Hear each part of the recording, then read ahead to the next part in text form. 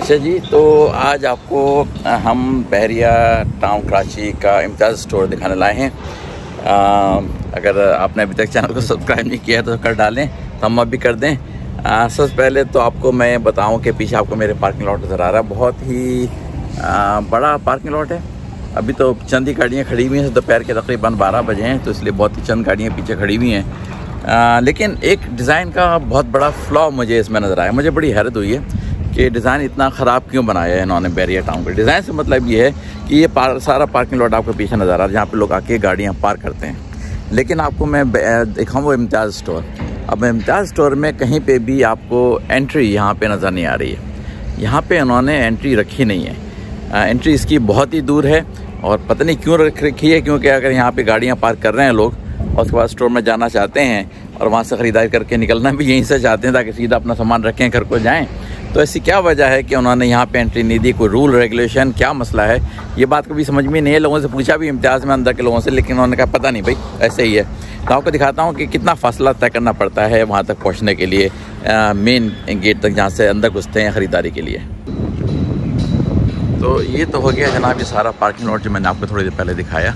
बेशुमार parking spaces हैं, कोई मसला नहीं है। अब पार्किंग लॉट से चलते हैं इस तरफ, जहाँ से हमें चल के जाना है इम्तियाज़ की तरफ। कि यहाँ से आपको मैं थोड़ा सा मंजर दिखाता हूँ कि कितनी लंबी वॉक करनी पड़ती है। अगर आप यहाँ से ट्रॉली लेके जा रहे हैं तो ये समझ लें कि सामने वो दूर तक, बहुत दूर है ये जगह पैदल चलने के लिए, वो भी धूप में, गर्मी में। अगर किसी को चलना हो, यहाँ पे कोई शेड भी नहीं है, तो इस धूप गर्मी में अगर आपको चल के जाना है तो आप यहीं से ख्वार हो गए हैं। दिमाग आपका वैसे ही ख़राब हो गया है कि इस धूप गर्मी में इतना दूर चल के जाना है। कोई वजह ही समझ में नहीं आई कि पार्किंग उधर पीछे और एंट्रेंस बिल्कुल दूसरी तरफ। अच्छा, वहाँ पे उन्होंने एक सिस्टम बनाया हुआ है जो मैं आपको बता देता हूँ पहले से, करीब जाके दिखाने की भी मौका मिला दिखाऊँगा ज़रूर, कि वैले पार्किंग है सामने। कि अगर आप पैसे बचाना चाहते हैं, पीछे गाड़ी पार्क करके आना चाहते हैं तो आएँ, लेकिन अगर आपके पास पैसे हैं कुछ तो आप सामने ही आएँ, बिल्कुल गेट के सामने, वहीं गाड़ी ड्रॉप करें और वहीं से सीधे अंदर घुसें। वैले पार्किंग को गाड़ी दे दें, वो गाड़ी ले जाके पार्क कर देगा आपकी जो भी जगह है, और वहीं से अंदर घुसें। जब बाहर निकलें तो उसको आप अपना टिकट पकड़ाएँ, वैले पार्क करने वाला आपकी गाड़ी ले आएगा, उसको आप जो देना चाहें वो दे दें, 150 रुपये। तो वो है सिस्टम जो कि हमने अभी तक यूज़ किया। मैं आपको सिर्फ दूर मैंने पार्क की है क्योंकि मुझे सिर्फ दिखाना मकसद था आपको कि कितना ख़राब डिज़ाइन है। चलिए आगे चल के थोड़ा सा दिखाते हैं। लेकिन हम ऑलमोस्ट इसके कॉर्नर तक पहुंच गए हैं। धूप में चल रहे हैं लेकिन पहुंच गए तकरीबन। ये सामने आपको नज़र आ रहा है लिखा हुआ, चेयर भी पड़ी हुई है कि drop line service now available है स्टोर एंट्रेंस एंड एग्जिट। वहाँ पे आप गाड़ी को ड्रॉप करें और फिर चले जाइए। तो ये सामने आपको वैले पार्किंग वाले नज़र आ रहे हैं जो कि आपकी गाड़ी ले लेते हैं ड्रॉप करके, यहाँ से फिर आप अंदर चले हैं। तो स्टोर की एंट्रेंस यहाँ पर है बेसिकली। मैं कितना दूर से चल के आया हूँ पीछे से, धूप में, गर्मी में, और अभी तो काफ़ी कम गर्मी और भी ज़्यादा गर्मी होती है, लेकिन यहाँ पे है जनाब। चलिए अंदर जाके आपको दिखाने की कोशिश करते हैं थोड़ा सा स्टोर। चलिए जी, आपको थोड़ा सा अंदर से दिखाते हैं। ये मेगा स्टोर है। मेगा का मतलब है कि ये चीज़ें भी यहाँ पे अवेलेबल हैं, जैसे डंबल्स वगैरह, वर्कआउट की चीज़ें भी। लेकिन ये एंट्रेंस के बाद एक तरह से वो जगह है जहाँ पर कि इनका मेडिकल स्टोर सामने आपको नज़र आ रहा है। ये मेडिकल चीज़ें, यहाँ पे सारी दवाएं मिल जाती हैं। मैंने ख़रीदी भी यहाँ से दवाएं, कोई प्रॉब्लम नहीं होती। बाहर थोड़ा सा बहुत और भी चीज़ें जो नॉन मेडिकल लेकिन मेडिकल से कनेक्टेड ही चीज़ें हैं रखी हुई। लाइटें ही लाइटें हैं। आप छत पे देख रहे हैं, कोई बल्ब भी फ्यूज़ नज़र नहीं आया मुझे। मैंने काफ़ी नज़र डाली कि कोई नज़र आ जाए, लेकिन नहीं। और ऐसी चीज़ें यहाँ मौजूद हैं जो कि नॉर्मली इम्तियाज़ पे आपको नज़र नहीं आती। अलबत्ता हो सकता है कि आप लोगों ने ऐसा स्टोर देखा हो। मैं असल में मलिक कैंट के इम्तियाज़ से सिर्फ इसको कंपेयर कर सकता हूँ क्योंकि मैंने वही स्टोर देखा है।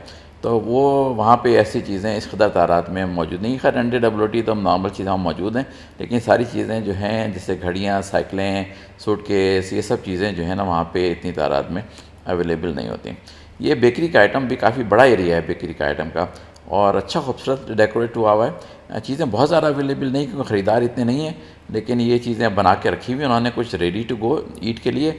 और सामने लाइव किचन है, अगर आपको कोई चीज़ बनवानी है तो वो भी आपको बना के यहाँ पे दे सकते हैं।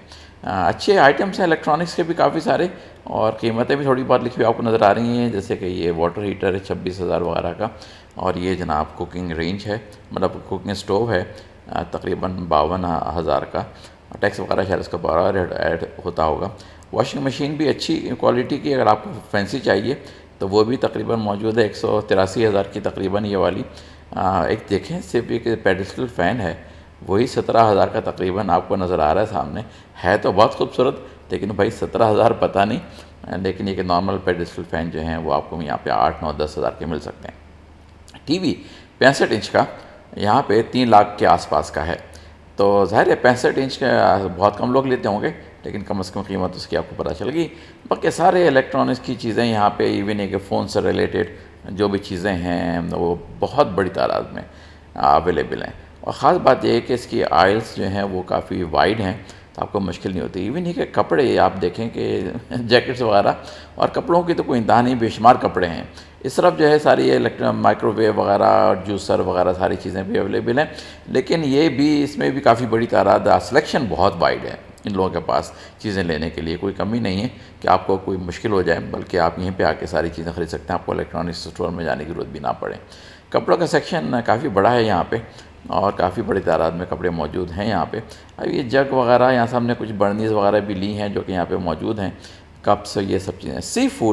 सी फूड की आपको सामने साइन नज़र आ रहा है, आपको थोड़ा सा करीब ले आके दिखाऊँगा। लेकिन ये है कि सी फूड की अच्छी बात ये है, कपड़े तो कपड़े ही हैं, बेशुमार कपड़े हैं औरतों मर्दों के, लेकिन सी फूड का इनक्लोजर उन्होंने जो है वो बहुत ही बंद रखा है ताकि स्मेल ना फैले पूरे उसमें इम्तियाज़ में। ये बड़ा अच्छा फैसला किया उन्होंने कि बहुत ही हर तरफ से बिल्कुल बंद रखा है, क्योंकि मछली की स्मेल फैल जाए स्टोर में तो कपड़े भी ख़राब और लोगों की शॉपिंग का शौक भी ख़त्म। सामने ये चिकन वगैरह का और बीफ का सेक्शन था, तो चॉपर मीट के नाम से। मिल्क जैसे आपको पता ही है, हर किस्म के मिल्क यहाँ मौजूद हैं और हर वैरायटी के, हर कीमत के, तो आपको कोई प्रॉब्लम नहीं होगी। फिर वाली बात आ जाती है कि खुली जगह है, तो आप आराम से ट्रॉली घुमाएं, अपनी को मुश्किल नहीं होगी। सब्जियों का सेक्शन भी काफ़ी बड़ा है, दिन में आएँ तो बहुत सारी सब्जियां अच्छी से मिल जाती हैं, शाम को होते होते कम होने शुरू हो जाती हैं और वो बच्ची कुची रह जाती हैं। ये वो जगह जहाँ पर कि आप सब्ज़ी वगैरह ख़रीदें तो आपको वे करा के उस पर स्टिकर लगवाना पड़ता है कि जी कितने अमाउंट है। फिर देना तो आपको फ्रंट डेस्क के ऊपर ही है, वो भी आपको मैं लेकर दिखाता हूँ चेकआउट की जगह। लेकिन काफ़ी वैरायटी है और खुली जगह है सब्ज़ी के लिहाज से, वो वाली बात नहीं जो मैंने मलिक कैंट में देखी थी। ये इनका फ्रोज़न सेक्शन का काइंड ऑफ एरिया है, ये भी बहुत बड़े इलाके पे फैला हुआ है और काफ़ी वैरायटी यहाँ पे भी मुझे नज़र आ रही है। अभी तो बहुत एक्सप्लोर करना है, लेकिन काफ़ी ये मक्खन का सेक्शन मेरा पसंदीदा, मक्खन मुझे पसंद है और मैं लोगों को भी रेकमेंड करता हूँ, लेकिन अच्छा वाला मक्खन। फ्रोज़न की और चीज़ें जो होती हैं, पिज़्ज़ा वीज़ा और ये बर्गर सारी चीज़ें जैसे नॉर्मल होती हैं, चीज़ वीज़ ये सब चीज़ें ज़ाहिर है फ्रोज़न सेक्शन के लिहाज से मौजूद हैं यहाँ पे, कोई उसकी कमी नहीं है। लेकिन मेरा जो ज़ाहिर पसंदीदा सेक्शन आपको सामने नज़र आ रहा है वो है फ्रूट्स का।